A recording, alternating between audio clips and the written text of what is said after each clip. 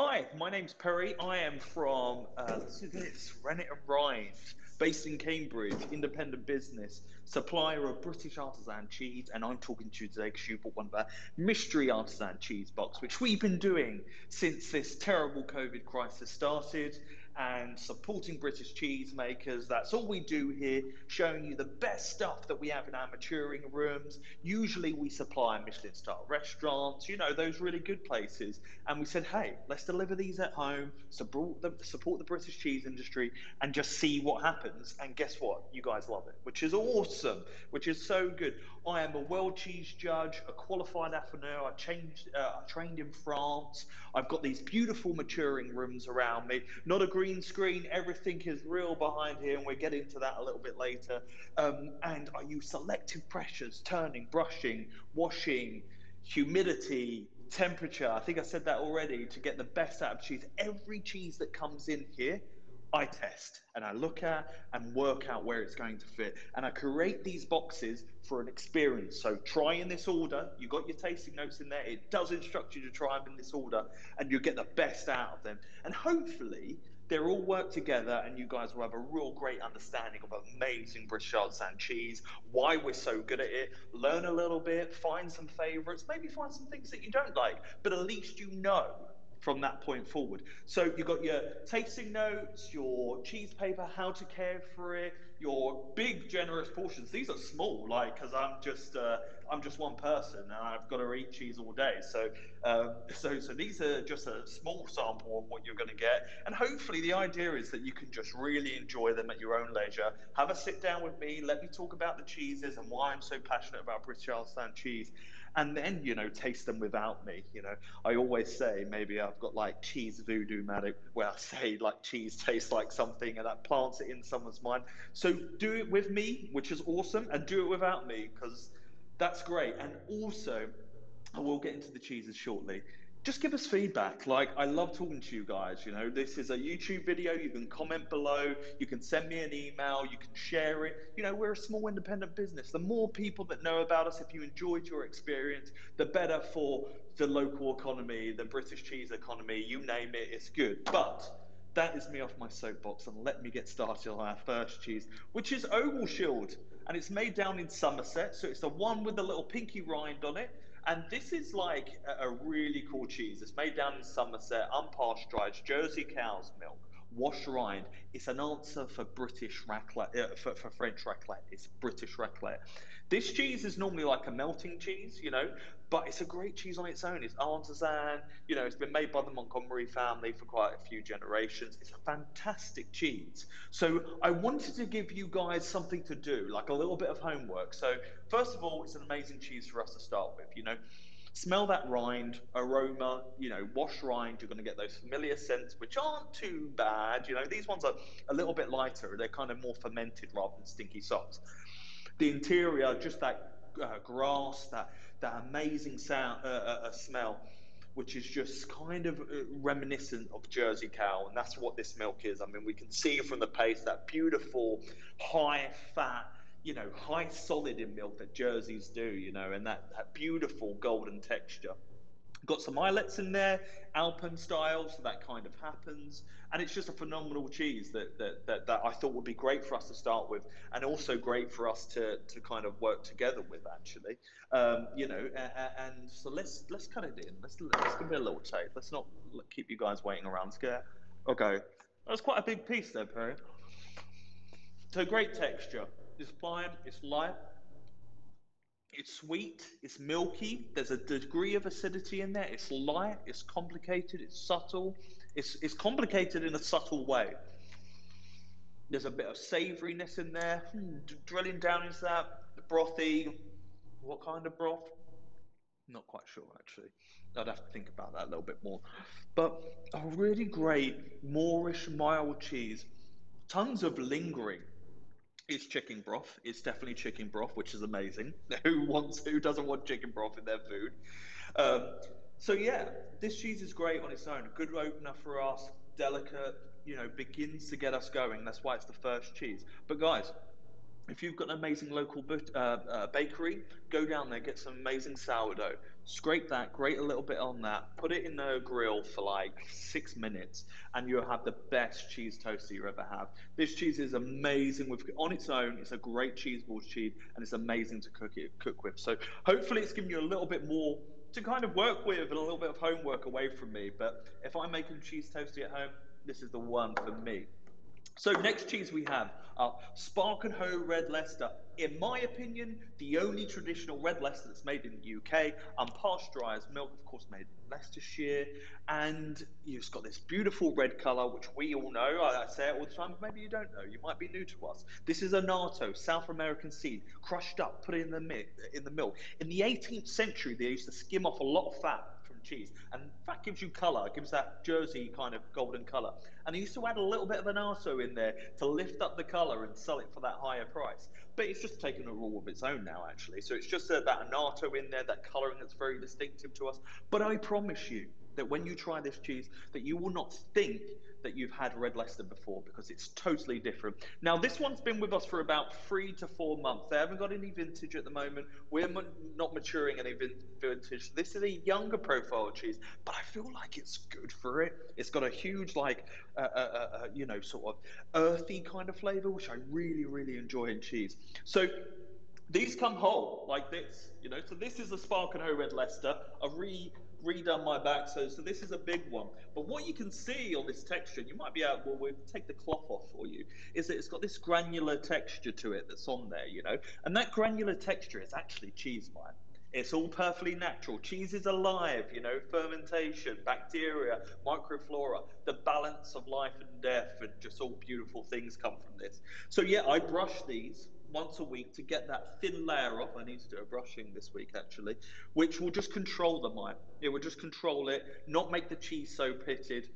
And this cheese smells delicious. I mean, it smells like these rooms. It's just phenomenal. So big old cheese that you've had that cut from. It's good to see the place that they come from. So beautiful texture, a visual texture, smell, a little bit of acidic tang. I need to wipe those. That texture is kind of clings to your fingers. That smell from the big cheese. So earthy, grassy.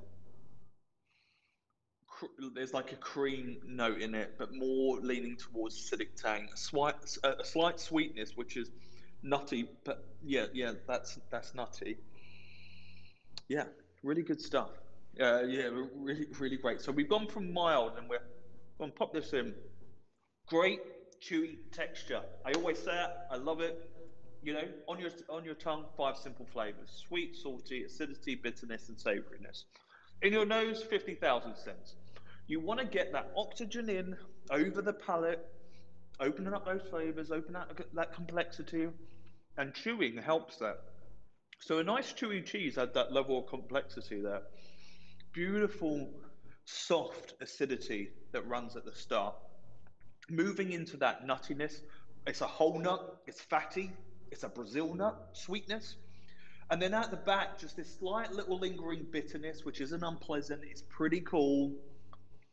And then just this really, really nice earthiness.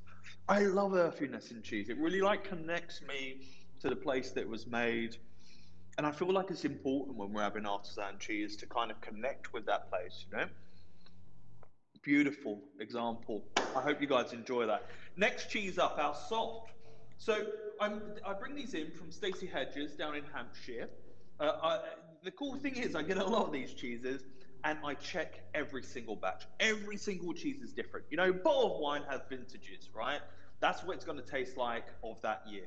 Cheese changes week in, week out, maybe day to day. That makes my job extremely hard, but I bring these cheese in, I open the lid, they come like this. You guys will have these in front of you. Come in like this. Beautiful new branding, by the way. Lift this off, and then I take a look at the cheese, give it a press test, and then I choose a maturing path for it. So some additional weeks that might go in there, but turning, these rooms, if you age something in your fridge at home, you're going to have humidity up and down. And that's a real big enemy of cheese. Ammonia in my soft bloomy rinds that I always think always kicks up and becomes the predominant flavor, which is desirable, but it also underwhelms all those really nice savory vegetal notes. So these rooms are perfectly controlled to do that with turning. So every cheese gets a maturing path, and this is the result for it. It's one of the famous profiles I do. It's roughly matured a further 2 more weeks when it comes into us. Sometimes it's perfect, sometimes it needs a bit more. That's the level of detail that we're into. So we've got that bloomy rind on the outside, a little bit of orange breakdown where that bloomy rind has begun to die away. That's always an indication of something that's very, very keen to me, which is the paste. And that paste, there is next to no chalk line. And chalk lines are okay. They provide a level of freshness, that little chalky, you see it in some of your breeds. And that chalk line creates freshness, but it kind of sometimes gets in the way of depth. And we're ramping up, and I want some depth now. So that's why we get these tumbles where they are. Good news is about this is that I mature this cheese to this profile specifically is because it's a remarkable cheese ball cheese, but it's also remarkably baked, remarkable when baked. So yeah, it's really important for me to capture both of those things and both of those experiences in one setting. So you can choose 180 degrees, 10 minutes, break down crusty bread, perfect, or you can eat it straight just like I am. And look, I mean, look how well that cuts. It's straight through. It's perfect. It's going to be absolutely sensational. I just know. You just know in your cheesemongering blood that that I have. Oh, hit my nose. Smell, cabbagey, Brussels sprouts, bit savoury. Tiny little touch of ammonia, to be fair. I probably overcooked this one a little bit. You know, cooked it in the maturing rooms, not actually cooked it. Flavour. Mm. See that stringiness? So it's a little bit cold in here, so mm, well done. First of all, well done, Stacey. Hampshire cheese, remarkable cow's milk cheese. It's got that intensity, that upfront broccoli, cabbage, which should be so signature with camemberts, which is there. It's got this beautiful unctuous texture. Mm, that's just really good. That's a great cheese. Raymond Blanc said this is the best camembert in the world. And when we get them like this, and we've got this pretty now, this maturing profile of it, it just works so well. The saltiness is like a meat saltiness. I always say Parma ham. I don't think it's that. Stunning. Sorry, lost in the moment there. Beautiful cheese, will work baked and on its own. It's a really great profile. So proud to have that on here. So next cheese up. Yeah, great cheese. Sorry, I just it speaks for itself. Enjoy it, and I think you might understand what I'm saying. Next cheese up, Rachel, made down in Somerset by White Lake Cheeses. This kind of thin rind that's on it, this beautiful, brilliant white colouring there it has, and indicating to us it's a goat's cheese. Goats cannot absorb the keratin that's in the grass. Goats can absorb it. They absorb it for nutrition. Cows do not. They pass it through that milk, so their colouring comes through. So that's why you get stark white goat's cheeses, and that's why goat's cheese is white. So it's got this brilliant pliant texture that's like that. Let's have a little look at them as whole. So this is them whole, little dish shapes. Brilliant. We got some good molds that are developing on there. Let me come in, see if you can see that. That's Chrysosporium, that nice little yellow mold. That's Chrysosporium, really great cave mold. And what I do is that these cheeses recently have been a little bit susceptible to some kind of wild strain of a kind of a furry mold. This mold I recognise, I see it every now and again. It's kind of synonymous with mushroom flavours. This cheese is very delicate. I don't want that to happen too much in this cheese because it will overpower it and make it all very one-dimensional. So I brush these down. They're filament molds, these ones. So I brush them off. So brushing them particles out. That way, not into the cheese to replicate, and then I wash them. And if I've got one that's breeding a really beautiful Chrysosporium, I utilize that and wash it kind of on everything, which is great. So beautiful cheese, actually. Look at that. That's where it came from. That's where your whole cheese came from. Cut directly from these rooms and cut to you. So yeah, let's cut this open. Cuts really well. Beautiful. Let's break it open. Smell nutty. Overwhelmingly nutty. You know, almond nutty sweetness. Really nice. That tongue worth is beginning to pass, which prepares us perfectly in time for moving on to the Rachel. It's very neutral. It's very refreshing. It's got the same kind of thing that I described that sparkling water has. Yeah, it cleanses the palate really well. preparing us for our blue. I always do that trick. I love it, doing that trick into there. Sweet, nutty, milky, subtle. Good reset for the palate. Towards the rind, more of that earthiness that comes in, which is great. Really nice, just subtly under the rind. Keeping that muke oil, kind of derivative, we're not sure what it is, in control. Opening up those flavors. Good level of salting. Fantastic cheese. Well done. 4 out of 4. Really pleased with this. Last cheese, a nice traditional Stilton from Crockwell Bishop, who I'm just loving at the moment. They're putting out, like, the last 18 months, phenomenal batches of cheese. And I'm just like totally into it. Like the bluing is like dark, the consistency is absolutely phenomenal. The aroma, kind of a bit spicy, a little bit of ammonia that's in there, digestive hoppy, which you'd expect. Dairy in the center, more salt, more kind of savory salt.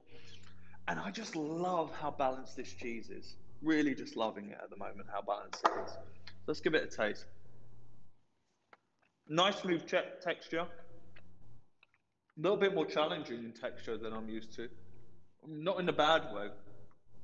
Your jaws have to work a little bit, then breaks down, dissipates, smooth, brothy, beef, concentrated beef stock, a jus that you're making reduction, intense flavor, hoppy, nice bit of spiciness at the end, nice little boop right at the end. I love my blues, and I love that. 5 amazing cheeses, really like really great mix for a dinner party or something like that. You know, what to enjoy in your own.